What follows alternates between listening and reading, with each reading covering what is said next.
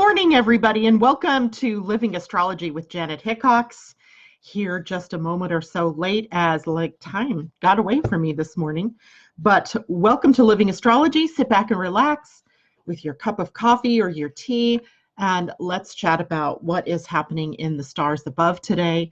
An interesting day, always, when a planet that we are so used to thinking about seeing it retrograde and how it affects us moves into a new sign. And of course, Mercury is the planet I'm talking about. So Mercury today taking its leave of the sign, the sign of Capricorn. I'm going to choke on my words today, and it moves off into the sign of Aquarius, where the fundamental thinking processes and the communication processes change and take on a new dimension. So I'm seeing people checking in with us here this morning. Mimi, again, my moderator this morning, thank you so much. I can't even tell you. Natasha, good morning, and Linda Marie and Linda Dennis, good morning to both of you. It is wonderful to see you all out there. And we have quite a bit to talk about this morning, but I'm gonna be a little playful here, because as I was looking up some other information this morning, I thought, what would happen if I looked up the word couch? Since, as most of you know, this week we've been plagued by people and their couch sales, or they're looking for a couch auction, etc. I even blocked those words coming into the Living Astrology Live or into my page. And of course I can't, it doesn't block those words either. So Facebook, you're totally useless. But especially when it comes to security, I guess the world already knows that about you. So anyway, besides that, I was looking up the word redeem, and I'll tell you why in a minute. And then I thought, what would happen if I looked up the word couch? So I want to tell you what I discovered about the word couch, because you know how I like words. Gemini loves words, loves ideas, and I was inspired to go to dictionary.com this morning and look up a different word. And just while I was there, by the by, I decided to look up the word couch. And I'll tell you why. Because as most of you know already about me, is that I really attempt to walk my talk. And so when I'm talking about spiritual concepts like love or universal love or taking responsibility for yourself, those aren't platitudes that I'm simply spouting off. These are actual concepts that I myself work through in my own life. So it's not like I'm asking you to do something that I wouldn't already do for myself. So in the process, sometimes I'm thinking about why certain things are showing up in my life. So why on Monday, all of a sudden, out of the blue, did this whole issue begin around people kind of trolling my page or our live broadcast here in the morning? And of course, I have to take responsibility for it because it's in my world. It's part of my creation. And the question then for me is like, what does this mean? Right? What does this mean? So I went to the very smallest building block of what I'm seeing. I could have looked up the word troll, because that's been coming up too. But I looked up the word couch instead. And wouldn't you believe it, there are some really interesting definitions of couch. Now, we think usually it is like sitting on something that has two arms, perhaps, or is cushiony, or is a piece of furniture in a living room, perhaps in your home, or the couch that we think of when we go to a psychiatrist or a psychologist or a counselor, and we're on the couch of the counselor, right? But wouldn't you believe it, there are 3 definitions of the word couch that just made me laugh. I was giggling literally, as there are 3. So I'm going to go through the noun, the verb, and the archaic meaning of the word couch. The noun, the strangest definition was the lair of a wild beast. The lair of a wild beast is called a couch. So those of you here looking for a couch sale or a couch auction, welcome to the lair of the wild beast, otherwise known as Living Astrology with Janet Hickox. And I just had to giggle and laugh at that one. The verb, of course, the verb meaning is about arranging or framing words, putting into words, and expressing. Perfect, right? That's what I do. I take the words of astrology, human design, and the gene keys, and I bring it into hopefully a language that most of you out there can understand and appreciate, and be able to use those words as learning tools about yourself or about your world or about the people around you. And the archaic meaning is to hide or conceal. And isn't that funny that trolls who are operating in secret, or who are operating with pseudonyms, or have hacked into someone's page and they're coming up not even using their own profiles, they're concealed and they're hiding. But what they don't get is that they're actually helping me here. So out of their hidden depths, there's something hidden here from me even. For goodness sake, I have a 12th house sun. That's the very definition of hiding or concealing, right? There's something in the depths, in the unconscious, that's hidden from us, that I'm shining a very bright spotlight upon for all of us, including myself and including you couch potatoes out there who join us from time to time for a couch sale. So I thought that was funny, and I wanted to bring that up this morning and say, hey, you know what? We can look at this and be humored by what we see, or we can be angered by what we see. I prefer to join in on the humorous side and also take responsibility for what I'm seeing. And you know that I'm going to sit with this today, likely, and be pondering what it is that this really means. If I go into the deeper depths, if I start unpeeling that onion, what am I going to find? Right? What is the meaning of the layer of a wild beast, arranging and framing words, or putting into words and expressing, and also hiding and concealing? What does that have to do with me, and why am I in the midst of this creation? So, you all can do the same things in your own lives, right? As issues come up, go through a process of asking that very question. What does this mean for me? Why am I seeing this? How is this serving me? How is this serving me is a huge question, because it takes the sting out of anything that's happening. If you believe and you look at everything that's going on in your world as the universe in service to you, as you are in service to the world, then it takes away that sting, right? There's something here that is in service to you as a soul or as a being. So I encourage you all to look at that in your own life, in anything that is annoying to you, or anything that is irritating you, anything that is showing up in your world that you're scratching your head and going, WTF, what is this? So, okay. Now this morning, the moon is still in Libra, and I wanted to show you a graphic description of what I've been talking about to you for, gosh darn, nearly a year now, about what happens when the moon is moving through Libra, or Aries, or Capricorn, or the sign of Cancer. And that is, it stimulates this cross energy. So what I've done here is I've highlighted each of the signs that I just said. Here's Capricorn, here's Aries, here's Cancer, and here's Libra. So what you can't see is the line I drew through is that symbol there is for the moon. So we have the moon sitting over here, and it's about 13 degrees or so of the sign of Libra, so just in the mid degrees. So we're only about halfway through that. But every time the moon moves through Libra, it begins to challenge the planets that are sitting in Capricorn. And you can see I drew a little square here.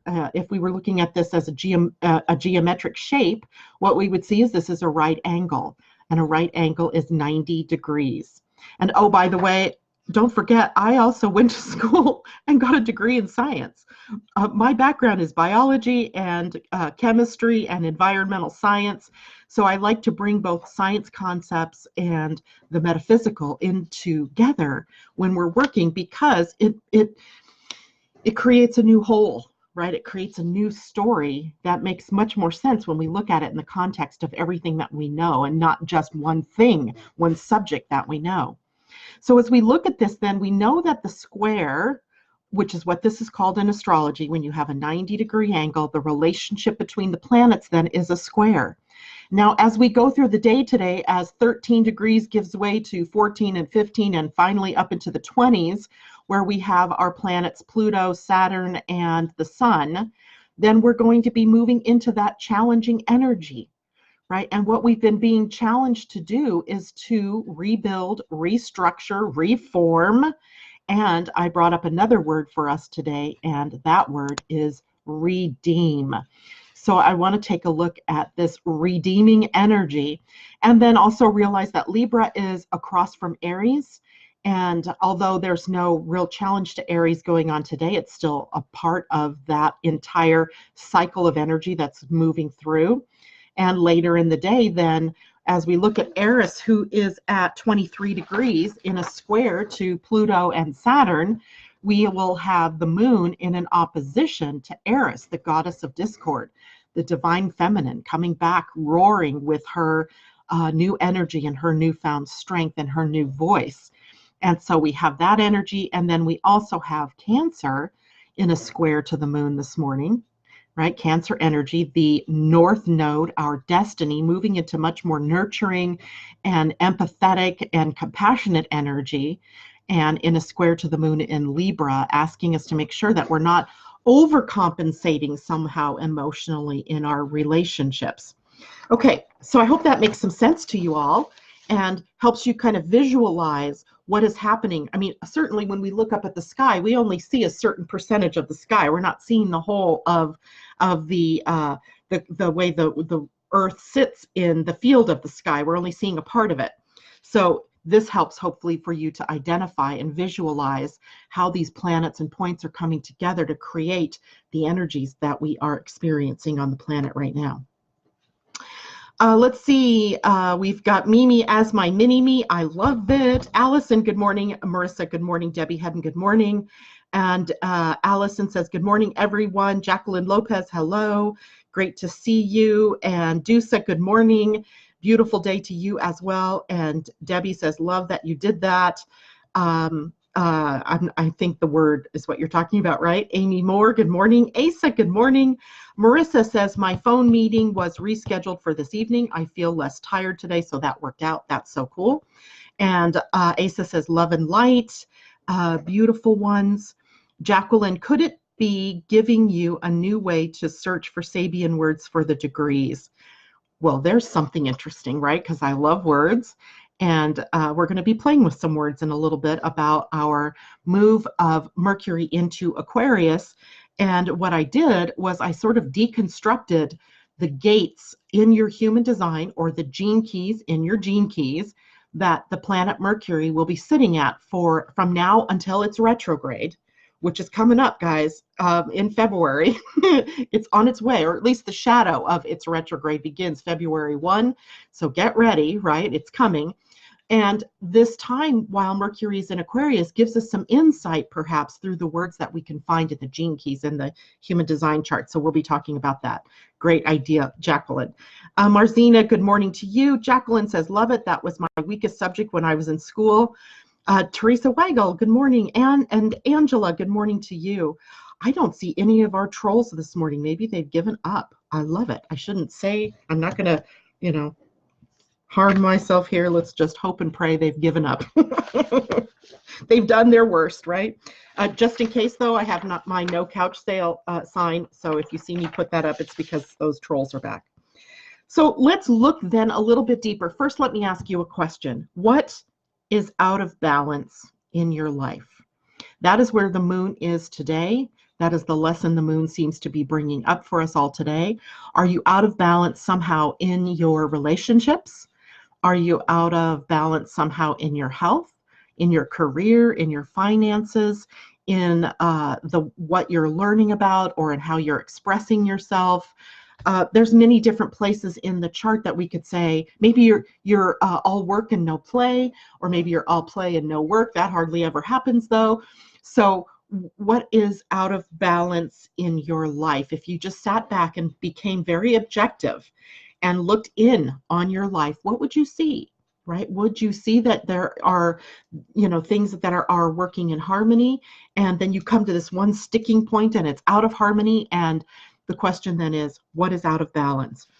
And then the opportunity today, as Libra asks, the moon in Libra asks that question, then Saturn, Pluto, the Sun, Ceres, and even Mercury that's well, no, Mercury's moved out into Aquarius, but still close enough. Jupiter, solar eclipses, Pallas Athena, all these bodies are asking the question, what do we need to rebalance by reforming, rebuilding, reconstructing, or redeeming? That was another word that came up to me. Resuscitating, right? There's a bunch of different words that we can put re in front of that give us kind of an insight about what is happening in the grand scheme of our charts, or the grand scheme of astrology at this point in time. So I looked up initially the word redeem this morning. Now, of course, we hear the word redeem, we think about redeeming a coupon, right? Or an offer. That's kind of the more acceptable meaning of the word redeem. For some of you who grew up in a religious background, then perhaps you remember the word redeem as something that God gives you to redeem your soul from sin. And there's that meaning. But of course, I'm always looking for the deeper meanings, right? I'm going into the more metaphysical meaning of the word, because I don't believe that word came up to me just for no reason. So as I started really looking for that deeper meaning, the first words that came to me, and I'm getting chills, so I know that this is likely what it really means for us, is to free ourselves, or to liberate ourselves from something, to rescue ourselves or save ourselves from something, right? To make up for is another meaning. And to discharge or fulfill, as in a destiny, as in a life path or a purpose.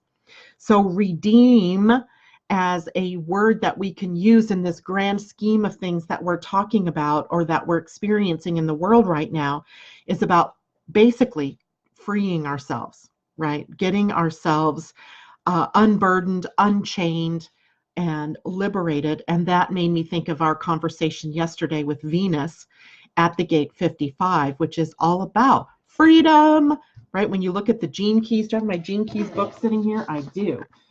And when we look at the Gene Key 55, it's a long Gene Key, by the way. This is not an easy one to get through, but look at the words,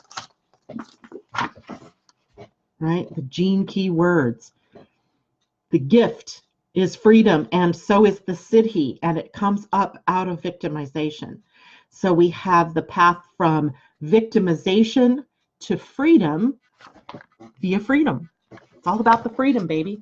It's all about how do we liberate ourselves, how do we untie, how do we release ourselves from the bonds of our old traditions, our old beliefs, the old way, the acceptance of that's the way it's always been, and so that's the way it needs to be now, because we're not in that energy anymore, right? We're in the energy of the new.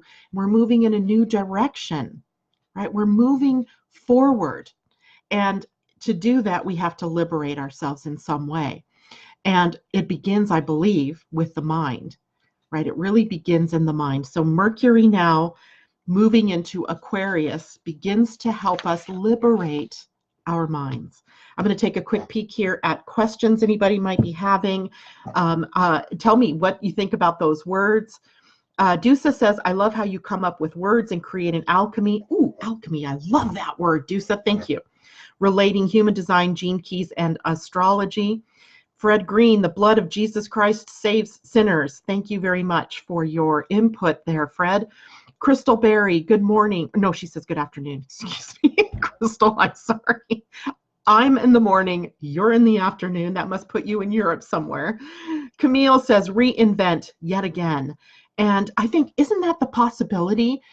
Isn't that the beautiful possibility that we can always be in reinvention? That we are able to be flexible and adaptable, and that we are able to flow and move with grace and ease into new territory, into new energies, into new ways of being, into releasing the old and the mind's insistence that it has been done that way and it always needs to be done that way, and to move forward. It's lovely. I just think when we look at that, when we connect with that, maybe, as opposed to just looking at it. I don't want to just look at it. I want to be it. right? I want to be in reinvention. I want to be in redemption. I want to be in the energy of reforming and remaking and any of those rewords that we can think of, right? I want to be able to move with that flow and be in the vanguard of the changes on the planet and not the tailing end. There are plenty of people at the tailing end, and they hold an important purpose, right? They show us contrast. They show us the dangers of staying stuck in the past. And maybe that's the path that they agreed to be on when they came into the planet, and that's fine.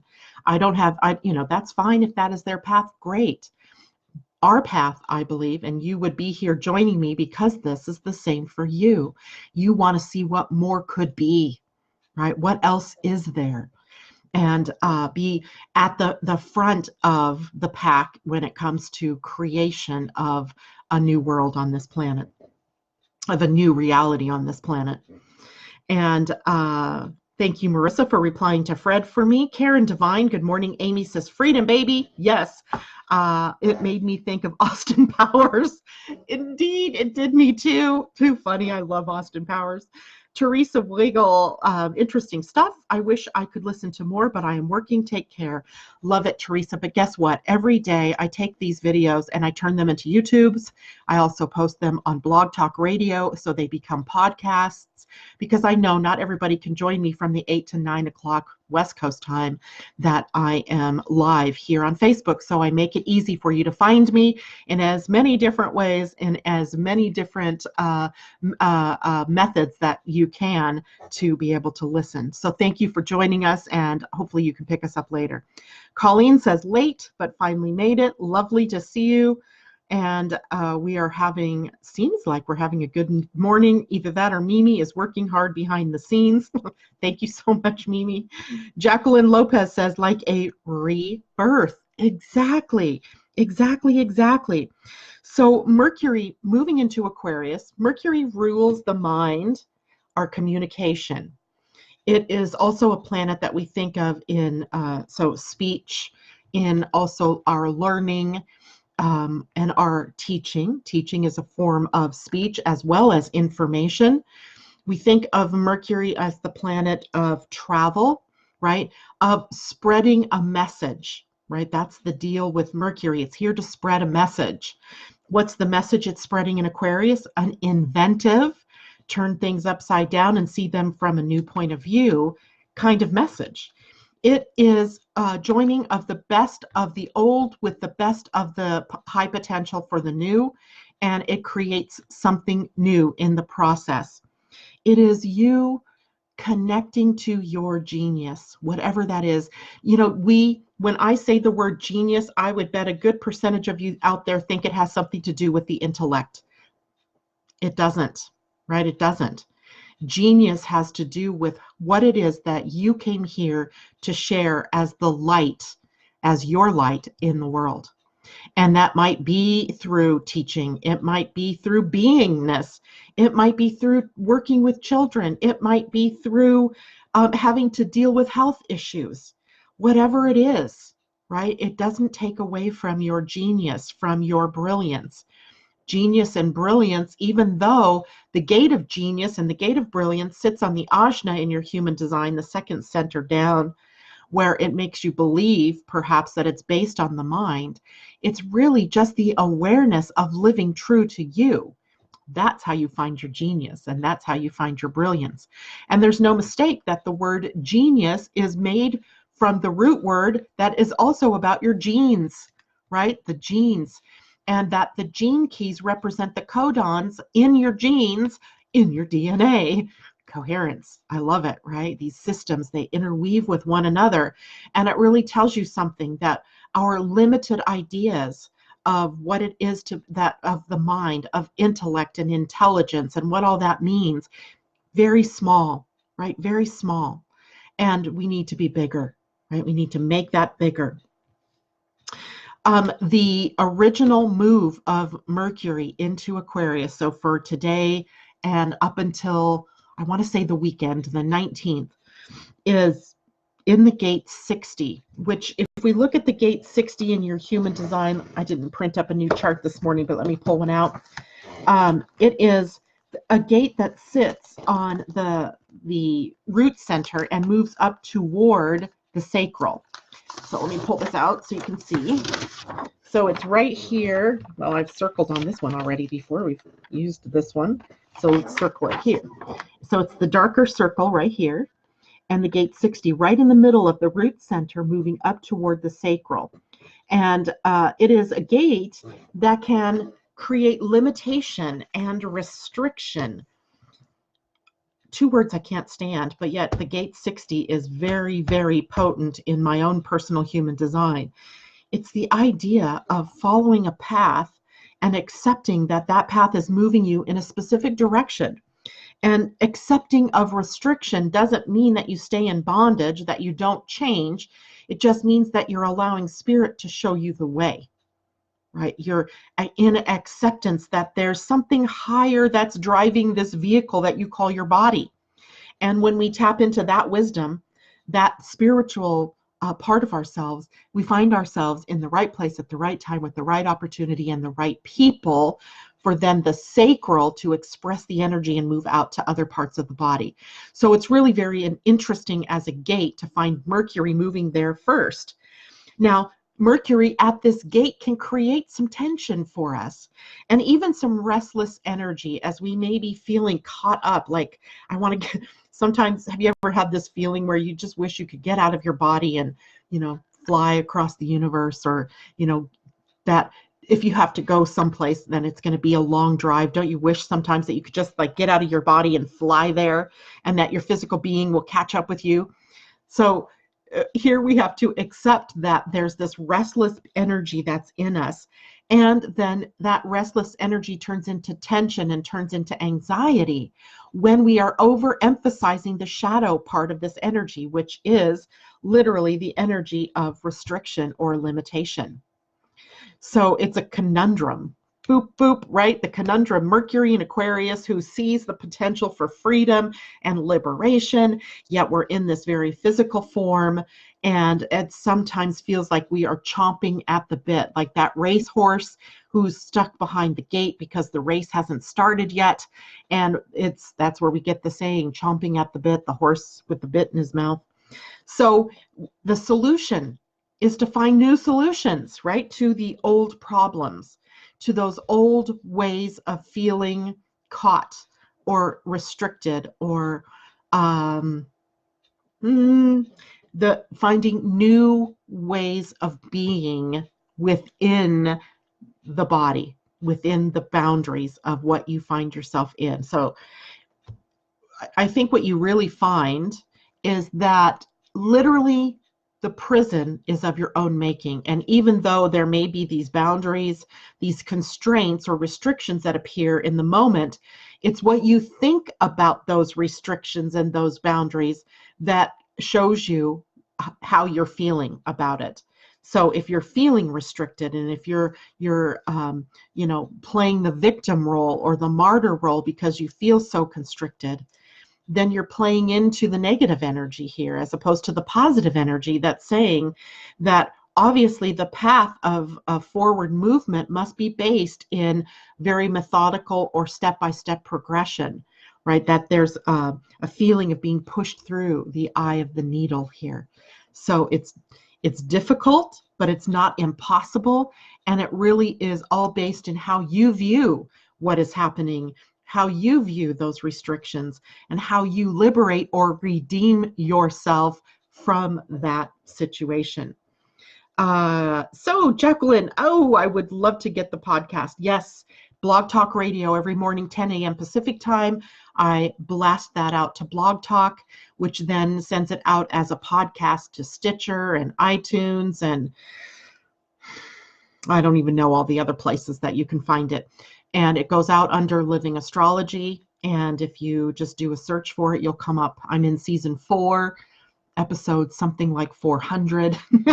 So there's a lot of work out there. Unfortunately, it's not necessarily evergreen because I'm obviously talking a lot about what's happening today. But they're all out there for you.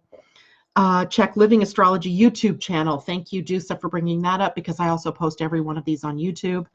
and you can see them again on YouTube.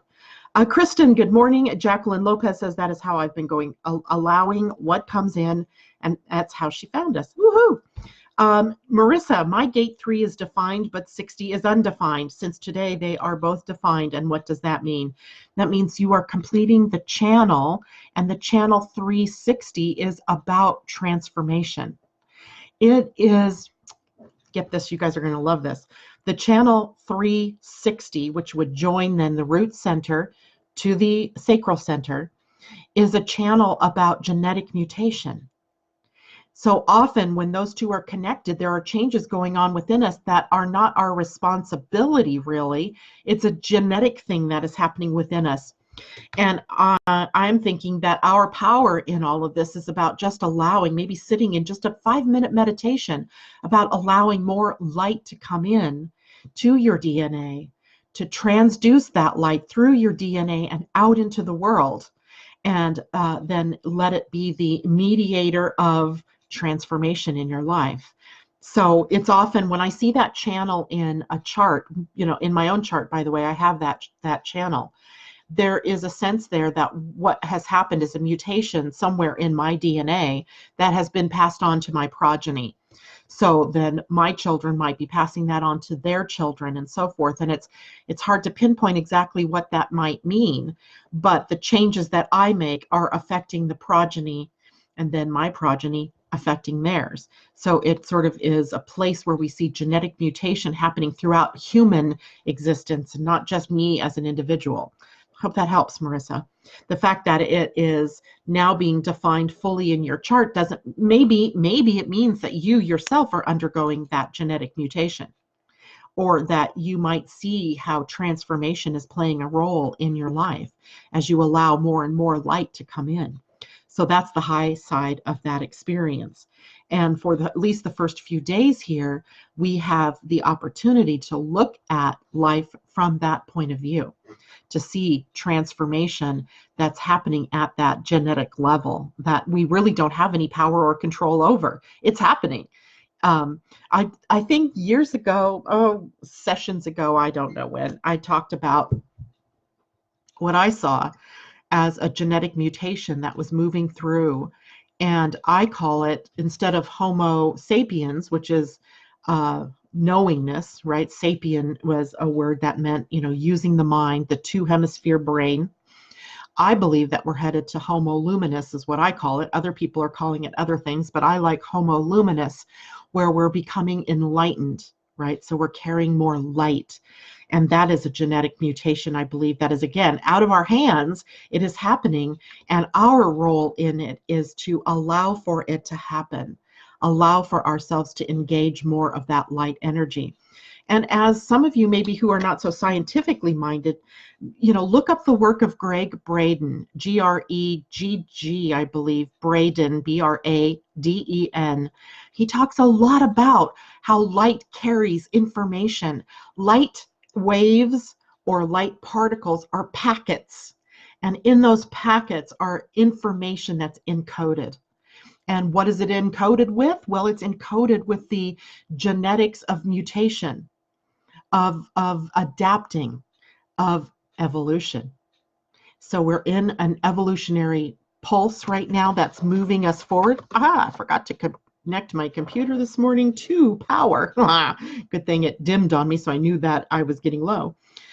So go through the process of allowing whatever's mutating at the cellular level to happen, because it's happening with or without your consent. It's happening with or without your conscious involvement.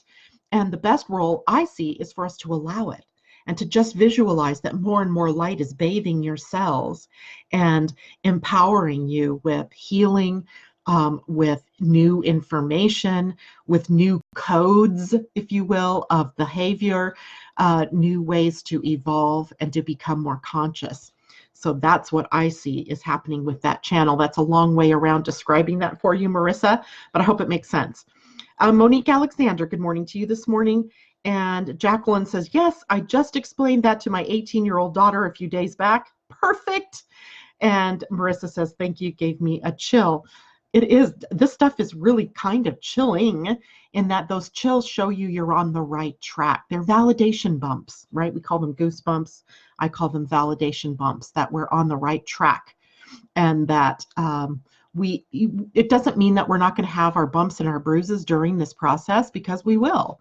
And we have had already our bumps and bruises, and we come through them with flying colors, right? And we just keep moving forward. Now, let's talk a bit about Mercury then in Aquarius and its progression through your human design gates. So for the next couple of days, the gate 60 will be defined by Mercury. Then it joins up with the Sun at the gate 41 as we move into the human design new year next week. And the gate 41 is the gate of imagination and fantasy and dreaming the dream. So it always reminds me that gate 41, also on the root center, by the way, down here at the very bottom corner, the human design year begins right here at gate 41, and with movement up toward the emotional center. That's where the human design year begins, in creation, right? In having to imagine and picture in your mind that which you want to create. So the gate 41 then, Mercury moving there, bringing us potential for the expression of something new. And I want to talk a bit about 41 because it's also, we're going to talk more about it next week when we do the human design of the new human design year workshop. And I'll give you more details on that here in a minute. The gate 41 is one of those gates where we can tap into the morphogenetic field. For some of you, that might be a new term. The morphogenetic field is sort of the blueprint, if you will, of what the planet's evolution is. So we all have a morphogenetic field. You personally have one, the Earth has one, the solar system has one, the cosmos has a morphogenetic field. And from that morphogenetic field, we tap into what's being built, right? What's being created, what's being structured and formed. Does that sound familiar to the times we're in right now? And so the gate 41 gives us the imagination to tap into that stream. And even though we don't see it in reality yet, we can choose it from the morphogenetic field and bring it into reality. It's much like somebody handing you the script of a play or a movie, and your interpretation of the main character is different from my interpretation of the main character, is likely different from the writer's interpretation of the main character, or any of the characters for that matter. But each of us brings something to life in that field and in that role. So we're all here on the planet playing the role of human being that's lost their way, that feels somehow limited and caught up in this field or in this body. And we're playing the role of trying to find the light, right? We're playing a role. So if we're playing a role and we're the creators, then don't we get to choose how we express the role, how we bring it to life? That's what the 49 will remind, or 41, excuse me, will remind us of, that you're the creator, that it's up to you to plant the seeds of how the full grown you will come out to play this year. And every year we have this opportunity to plant new seeds for that expression of who we're going to be out in the world. And it's lovely, right? It's lovely. And Mercury moving there is stimulating our mind to create something more, to create perhaps in a harmony with the heart center, creating from a fusion of the heart, the mind, and the soul, but you could also say from the emotional field, bringing everything into balance, right? What was that question I asked you at the beginning this morning? What is out of balance in your life?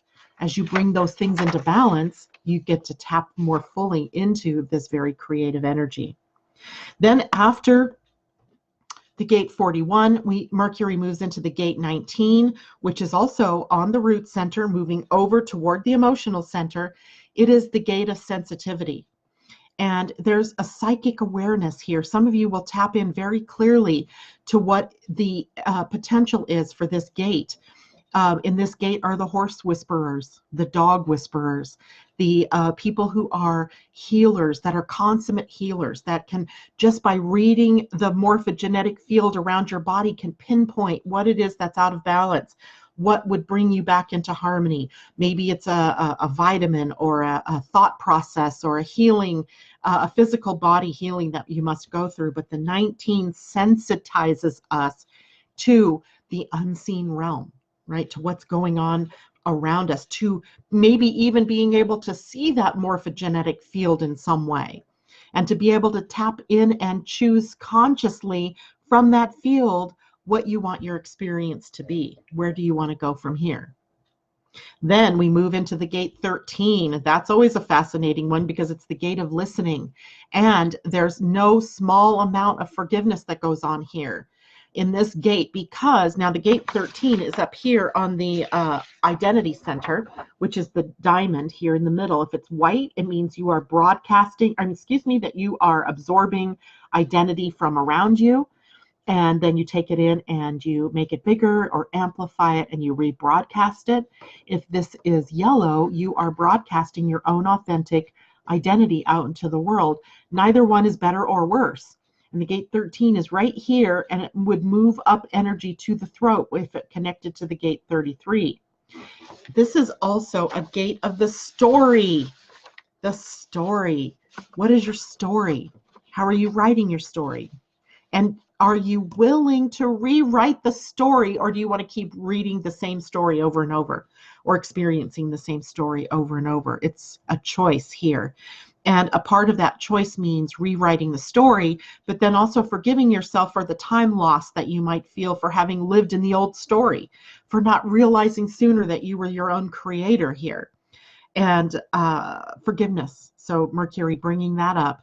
And it could be the mind that's very powerfully engaged here. But I also encourage you to really listen when Mercury moves through that gate. Hearing with full listening, not just hearing the words, but hearing the meaning, hearing the undercurrent, hearing spherically, if you will, rather than just, oh yeah, I hear you talking over there, but I have no clue what you just said because I wasn't really listening. So the gate of listening, even listening deeper to your own self, to your own body's wisdom, to your own intuition, to your own emotional field. This is a very powerful gate on the human design. Gate 49 is the next place that Mercury heads to. That is back down on the emotional center. Over here, gate 49 connects with, gate 49 is at this tip, and it actually connects with the gate 19, and it's the gate of revolution, rebellion, change, right? These people that have gate 49 see things in black and white. It's almost like they just pick out, that isn't working, so now we've got to throw that out and start something new. So 49, and then finally Mercury will move to gate 30 before it starts to move backwards through those same gates again, a couple of them anyway. 30, which is the gate of desire, also on the emotional center. So this is not sexual desire where we feel that physical need to become intimate with someone, but it is the desire that we feel within us. The hole we feel within us, the void, right? So 30 brings up, what are we filling in that void? And based on our desires, right? The desire, sometimes this is brings up triggers for people overeating or over drinking or overworking because we're trying to fill an emptiness within. So it is our fear sometimes of just being that empty receptacle that causes us to try to fill it up with something. And it's very emotional energy, and it's very intense energy. When a planet sits at the gate 30 in someone's human design, it ramps up the whole energy of the chart. And when a planet transits over it, it ramps up everybody's emotionals. And that means people may be more emotional and more expressive. Let me give you the dates that he moves there. That will be, am I in January? Yes, I am. That will be actually on January 31st through the 3rd of February. And then he begins to prepare for his slowing down for retrograde. So we have a lot that we've just gone through here about what Mercury in Aquarius is going to bring for us. And this is the beauty of knowing human design, by the way, is that we can give more words, more voice to the experiences that we're having because we have another way to look at it, just as opposed to Mercury in Aquarius. We can look at the individual experiences moving through that particular sign. All right, so questions, anybody? Jacqueline's Truth Bumps, there you go. I like that too. Yours is half red. Are you talking about gate 41? If that's the case, you have a planet in your life purpose column that is sitting at the gate 41. That means later in the month here, when it moves to the gate, when Mercury moves to gate 30, you're going to have that entire channel of fantasy connected up. That's going to be a highly imaginative time for you, a very creative time. So if you have something that you want to create, get all the pieces together and be prepared for that at the end of this month and into the beginning of February. Camille, 41 is one of my only filled channels with both red and black. Wow, makes so much sense. So that whole channel, by the way, could be, it's called, I call it the channel of dreaming, the channel of the dream. Now, in some respects, that could be escapist behavior, where you lean into playing games that are taking you into fantasy worlds, or you live in a fantasy. But on the highest end of the energy of that channel is being able to create something beautiful that is in alignment with your life purpose and with what you are here to do.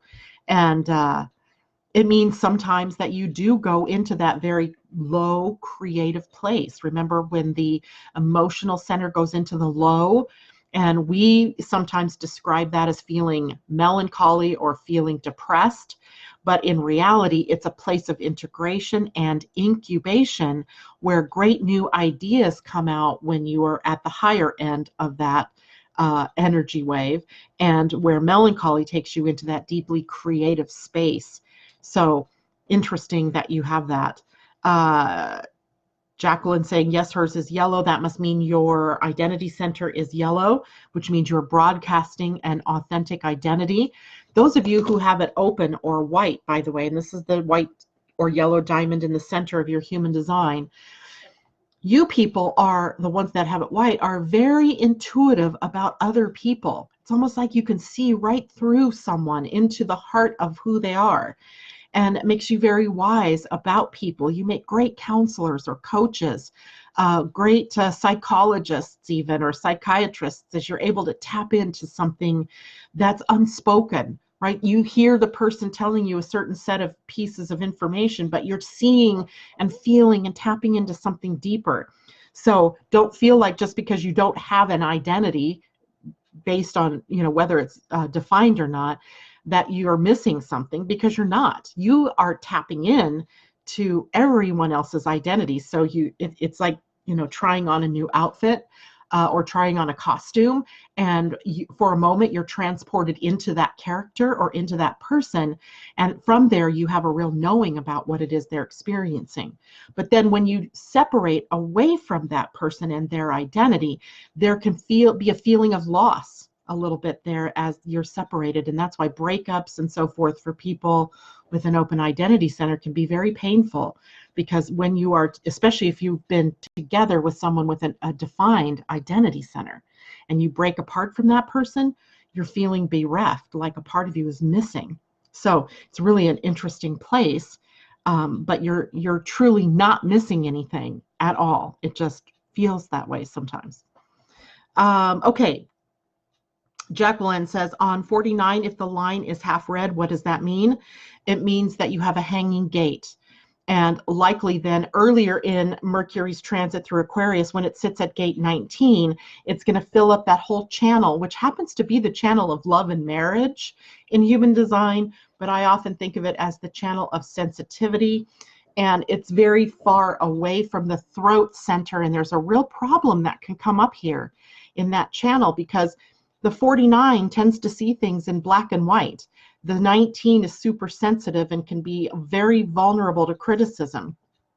So we have to be very careful in that channel that we really speak to and communicate our truth with other people, because often what can happen in love and marriage is that it's the gate of divorce, where one person feels like the other one violated some kind of vow or oath, or even, and a lot of times it's an unspoken agreement, and they cut them off. It's like black or white, right? You didn't do what you said you would do, so I'm done.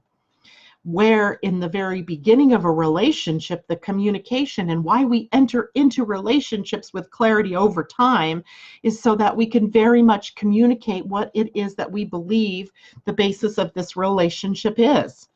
We can communicate, and communication doesn't come easy to the emotional center and the root center because it's very far away from the throat. So we'll have to be very careful to be communicative during this time. Mercury will show us the holes, the weaknesses, right?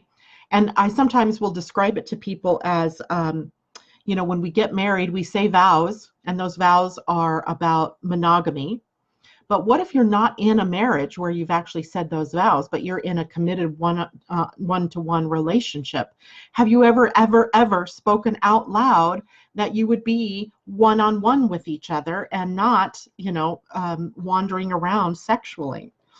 It happens a lot where we assume that because we're boyfriend and girlfriend, that has been, that you're held to that level of commitment.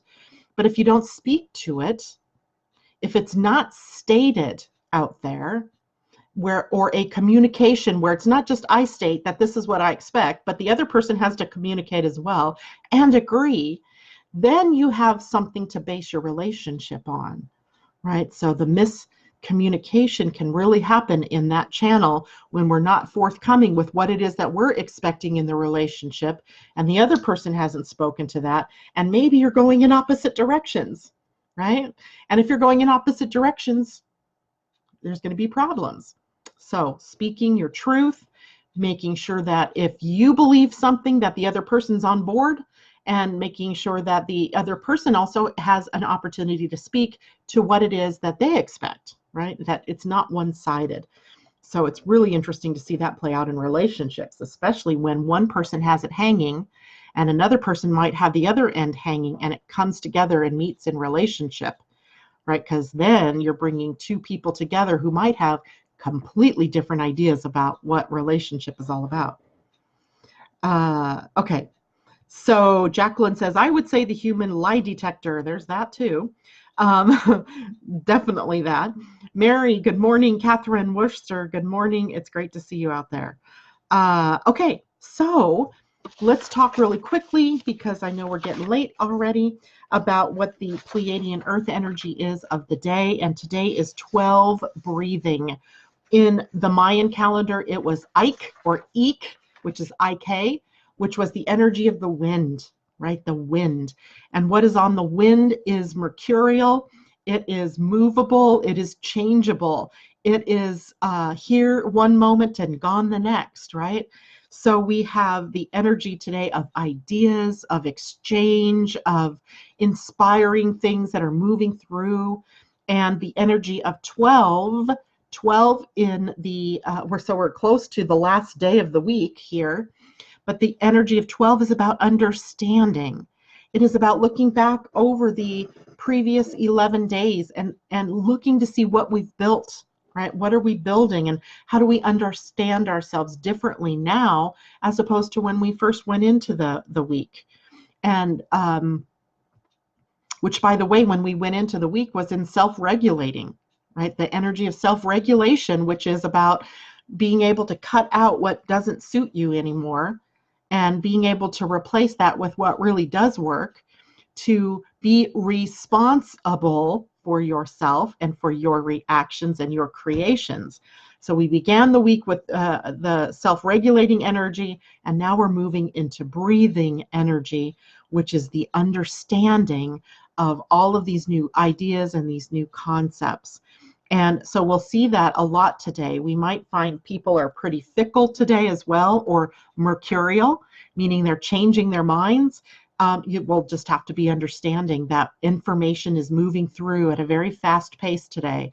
And if you try to hold something down today, it isn't going to be possible, right? So just let things flow through you and be okay with that kind of an energy. It's not a very good day to decide it has to be my way or the highway, because it isn't going to be able to do that. It just won't work.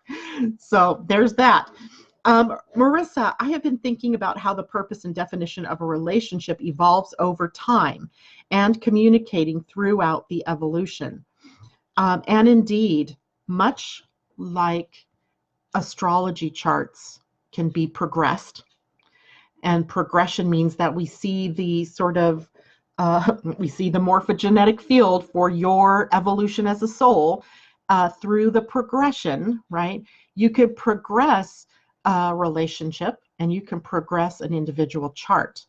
So we can look, it's very complex, and you really have to have a base understanding of human design and of relationships before you can really see the beauty in the progressed relationship chart. But it really marks the evolution of a relationship. So you're right? Relationships don't stay the same. And when they do, they tend to die, or they tend to be unfulfilling. So relationships, like you as an individual, are meant to reflect your consciousness as it evolves. So hopefully that helps. All right, that is it for me. I can't even believe it, but we are up to Friday.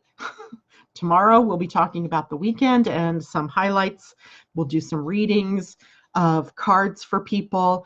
If you have questions about your personal charts, you can email me at janet@living-astrology.com. And if I find some really good questions that I think everybody would be interested in, I can bring those to the meeting tomorrow morning. Also, a reminder on the 21st at noon Pacific time. And you guys may be wondering why, some of you who are out there in my membership group, you might be wondering why I've changed the timing of things from 3 and 4 o'clock, where I've been doing them, to noon. And it's because I'm trying to accommodate a broader swath of people around the world who are not all just in Pacific time or East Coast time of the US. So if I do things at noon, it's 3 p.m. on the East Coast and it's 8 p.m. in Europe. And, you know, a little more manageable maybe for people who are joining us from Europe. I know for Australia that means, let's see, 12 o'clock would be like 7 a.m. on the next day. But again, it's sort of manageable. So you'll find that I'm doing that in order to accommodate as many people as I can, and not just those people here on the West Coast. And having said that, you can also, if that time doesn't work for you, you can catch the replay or the rebroadcast, if you will, because almost everything I do, I take and I produce into YouTube or Blog Talk, or I post it in Teachable if you're a member of the Academy. And I also, in this case, the Human Design Workshop or webinar is available to everybody. So it will get posted on the website and be accessible to everyone. It is one that I am not charging for, because I really want people to get more familiar with human design. However, on Tuesday at noon, when I do this workshop or webinar, you will want to have your human design chart. So if you haven't gotten that yet, or you've misplaced it, reach out to me and let me know that.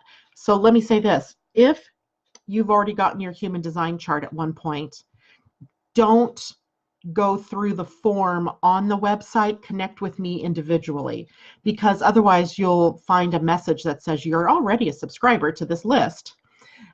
Reach out to my email, janet@living-astrology.com, and I will send you a new one.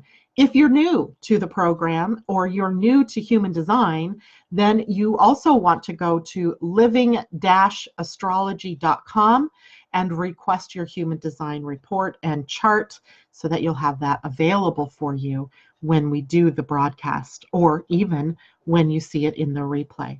All right, I hope that answers questions for people. I will try to post that up today. I have an open day to be able to write and do some of that. So, and it appears I did not have to try to overcome all the trolls this morning. I love it. I don't know what changed, but boom, we are back in business. And that's it for me. I hope you all have a wonderful day. Much love. See you tomorrow morning. Bye for now.